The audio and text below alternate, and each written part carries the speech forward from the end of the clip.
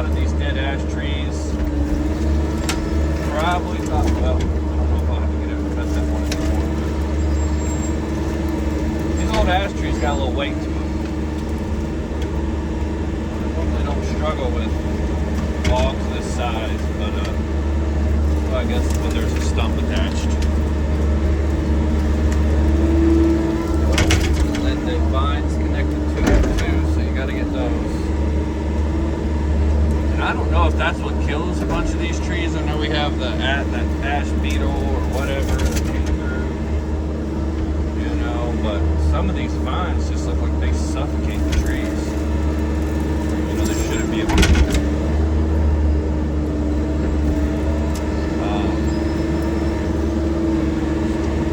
This to the burn pile, one of the burn piles.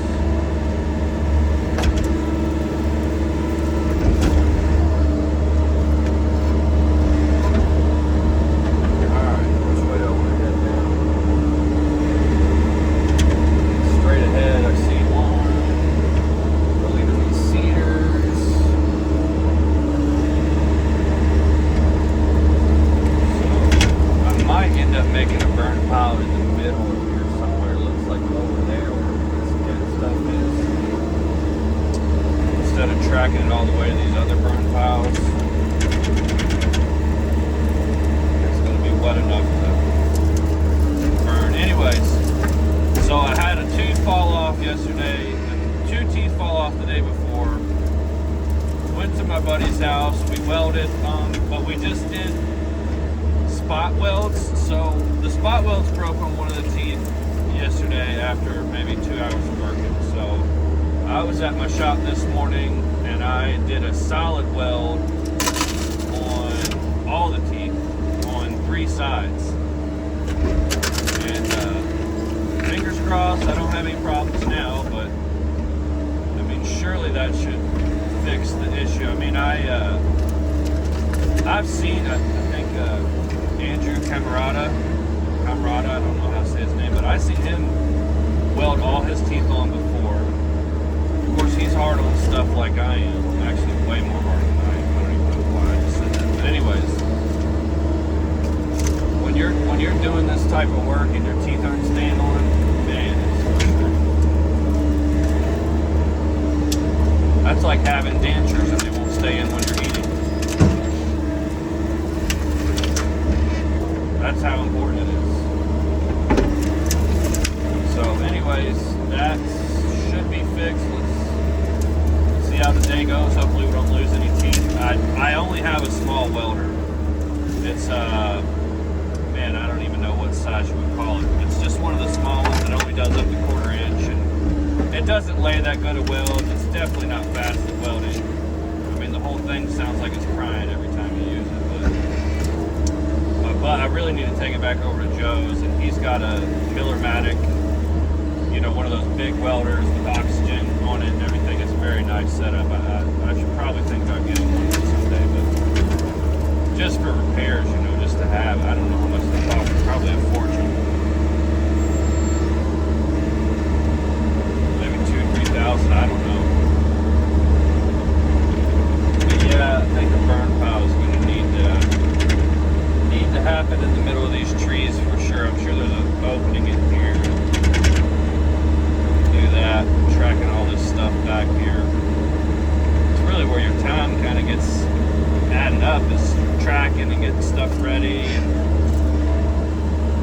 you know, burning. You're pretty much out here for a day or maybe 2 days burning, because you know, one fire, you know, you'll do 3 or 4 fires, and then one fire might do better than the other one. So because it's, you know, you got too much wet stuff in there, and you'll have to transport everything to the other fire, and you just don't know till you know.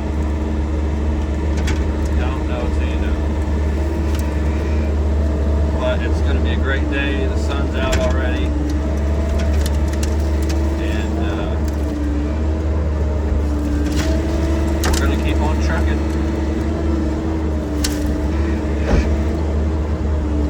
Keep on trucking. This place is going to look really good when it gets done. Look like the rest of that field with, you know, trees just spaced out apart. The owner said it looks like a park.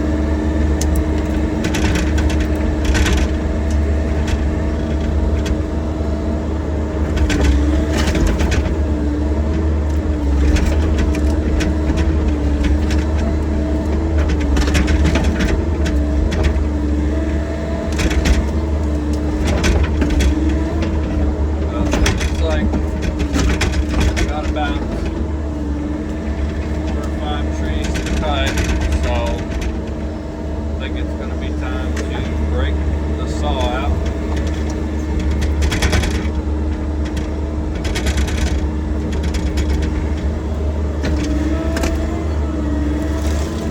Yeah, that's it.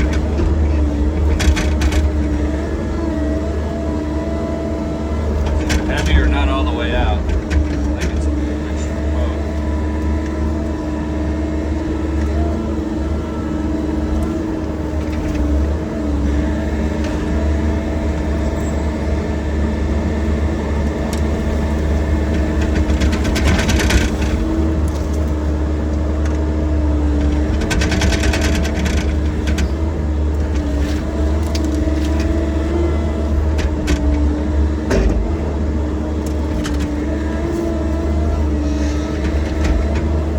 Yeah, I think there's one more root in there.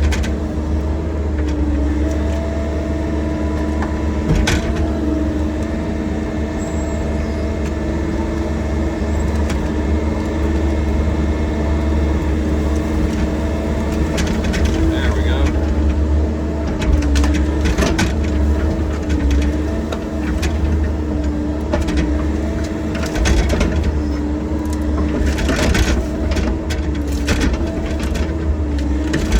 That was a big tree back in the day.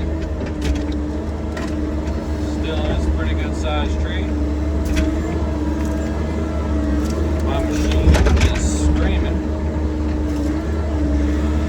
I think we're going to cut that stump off and cut some other trees. It's amazing to me though, you know, if a tree's been dead this long or dead like this, and I mean, the roots are still not easy to dig, so. All right, let's get the saw out.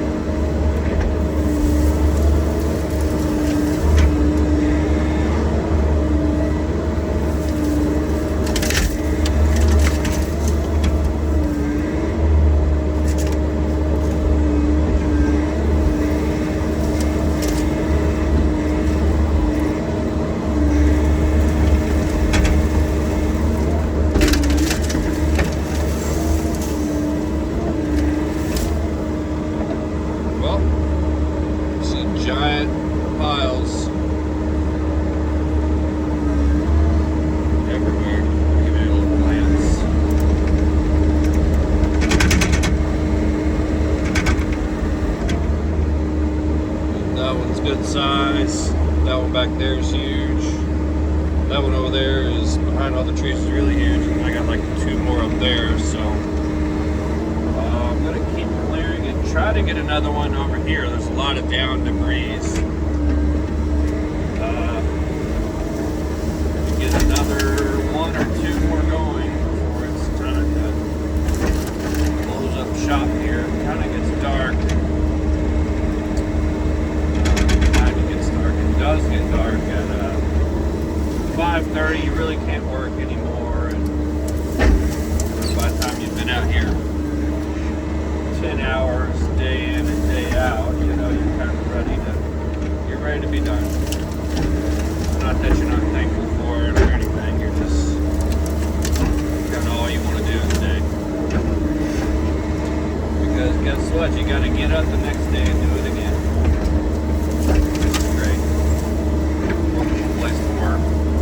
Sun went in a little while ago. It definitely makes it a little bit colder. It got heat in here. I like to keep that front window open. I don't know if I'm the only one that does that. I always like to keep it open. If it's real cold or it's summertime clearing when I can run into bees, I'll keep it shut. But normally I like to keep it open. I do like to keep the side one open too. But it's way too cold for that. The wind has been whipping today.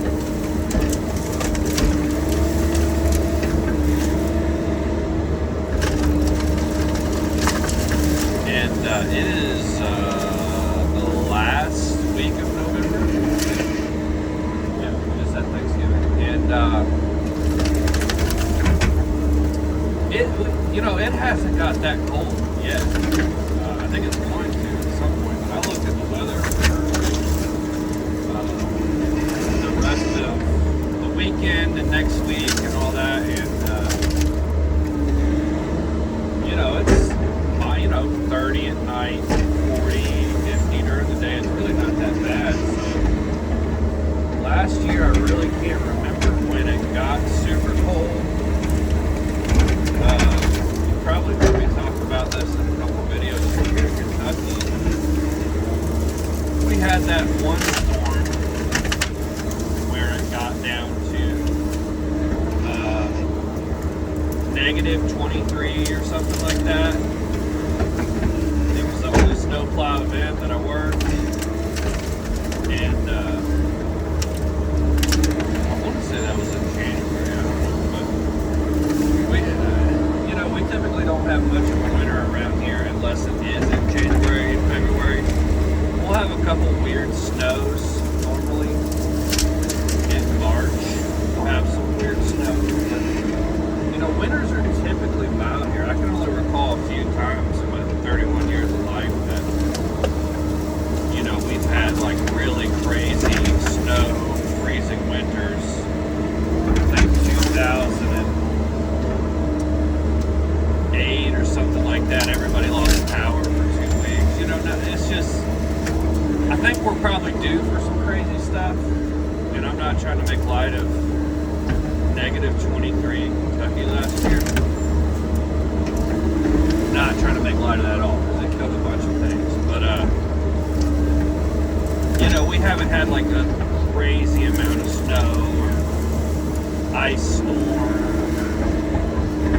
or, anything where it's like a, state of emergency for us. But, we'll see what happens. See when we get there. But I'm kind of still getting all the small stuff and all the dead trees and just keep making piles.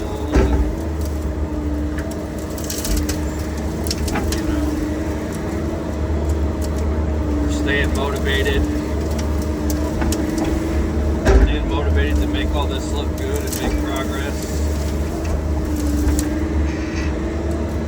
Which is not easy to do day in and day out, but you know what? We're doing it.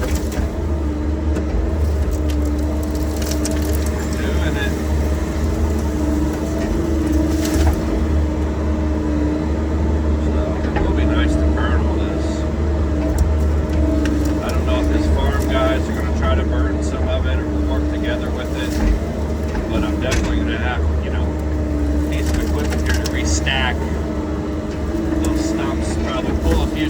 out of the fire, shake a little dirt off, throw them back in, type of situation. If any of you all watch Let's Dig, that's what, you already know exactly what I'm talking about. I basically do the same thing he does, but smaller scale. Much smaller scale. But the clearing, the pond working, and everything else, same line of work, just smaller. I would like to get into bigger equipment someday, but it's going to take a while to build up to even get a machine like that. But you never know what job lies around the next corner. That is what's good and bad about being in business. It's like, yeah, you have stuff scheduled out months or whatever, and jobs can still cancel on you just because they're on schedule. That does not mean that a job will not, follow through. Like, hey, something came up in the family, we can't spend money anymore. And that'll happen with even really wealthy people, and that's okay. But you gotta, nothing's ever really set in stone. So there's always that insecurity with your business. If you don't have money saved or you're taking yourself dry, it can be very, very stressful. So to grow at this rapid rate, like some of you may think that things happen that way, let me tell you, they don't. I've been in business for 5 years, and I just now feel like I'm, gaining traction on a little something, and even then you look at it, it's like, wow, and to get to where some people are, it's just years and years of work. That's all it is. It's nothing magical. And if you see a man that has a successful business, especially like kind of blue collar, you can bet that he got there through a lot of work. I'm not saying everybody, but I'm saying most men that I know that have had a successful business, they're putting in ridiculous hours.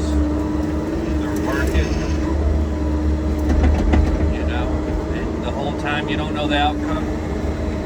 You don't know the outcome of what you're going to do, what you're going to be doing in years from now. But I think I heard somebody say the other day that if you knew the outcome of what you were going to have, it would make you not want to try. So, if you think about that, that's very true.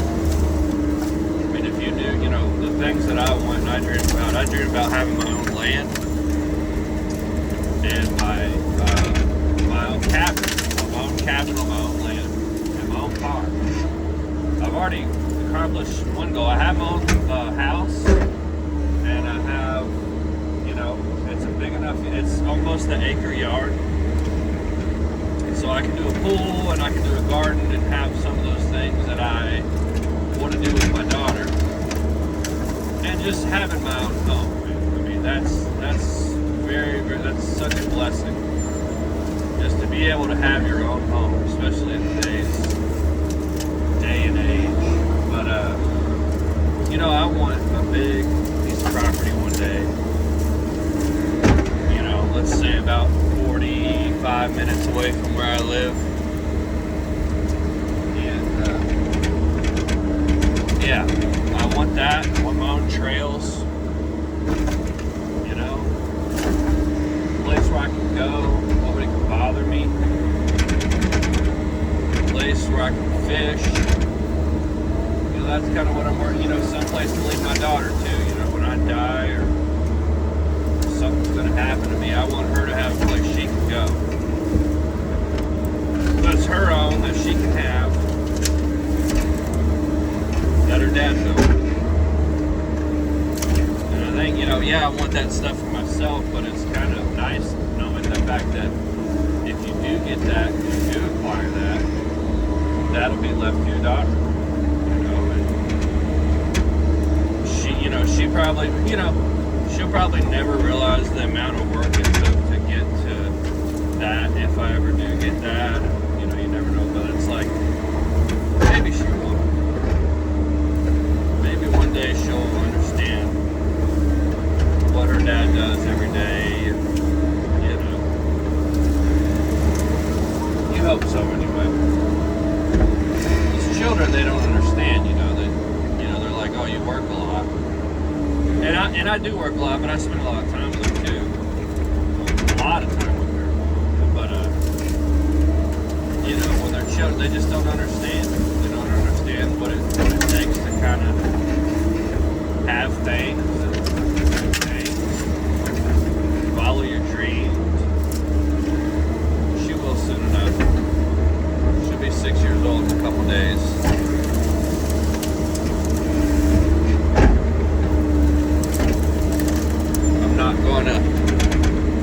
I'm not gonna go on and on about that, but you know, working through Thanksgiving without her and all this other stuff, it kind of, you know, you're alone with your thoughts all day, so you think about a million different things. You know, and other people with excavating channels or whatever, they're probably not gonna talk to you. You know, there's just stuff in your head all day long. Nobody's in an excavator or whatever just thinking about like, oh, I'm gonna lift this log. That stuff was cool. No, you do this stuff so much, and for hours and hours and years, you think about other stuff. It's just like anything that you do all the time or a lot of, you know, you're gonna, your mind will kind of wander on you. I was trying not to hit that tree, but I just hit it. But I do think my girlfriend's coming out here to see me. That'd be nice.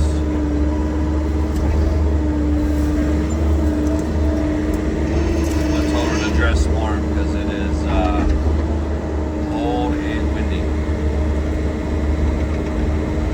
And it's not like that wind that's just, you know, sometimes it'll come whipping through, but it'll be that wind that's just a light breeze, but it's enough to just make your hands and your face cold.